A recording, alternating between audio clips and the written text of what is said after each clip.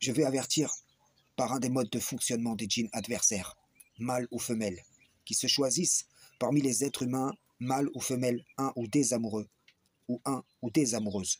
Prenons l'exemple d'un bel homme ou d'une belle femme, sous l'emprise, la domination d'une de ces entités. Si celui-ci ou celle-ci n'est pas dans une position qui permet l'assignation, alors il ou elle lui faudra travailler à cela jusqu'à y parvenir ou non.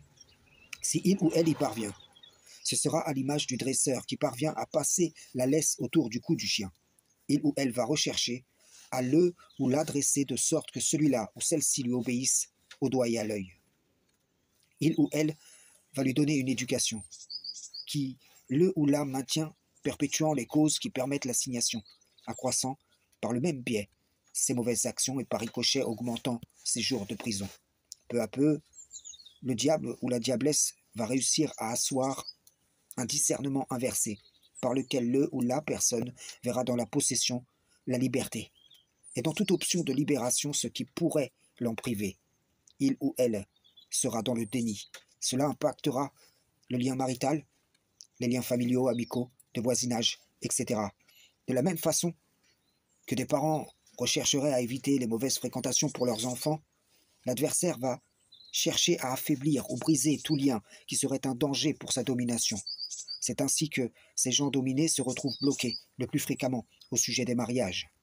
Le diable qui a choisi l'enfant d'Adam pour sa beauté devra en retour faire travailler cette beauté dans le monde, de sorte que cet homme ou cette femme ne trouvera pas sa paire parmi les êtres de sa nature, tout en étant employé par son aspect physique à tenter les enfants d'Adam, n'appartenant à aucun, mais étant désiré par un grand nombre, participant activement à la corruption du monde.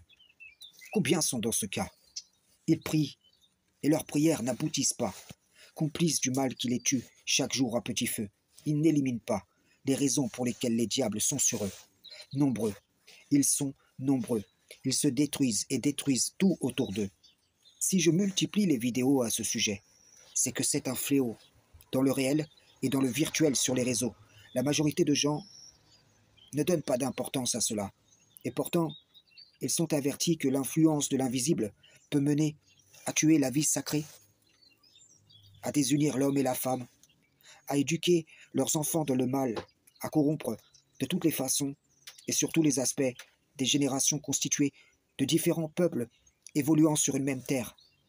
Quand le diable banni et sa cavalerie appellent à leur suite une génération et que celle-ci les suive, quelle sera sa mère destination? Posez-vous la question. Frères et sœurs en islam, salam, shalom.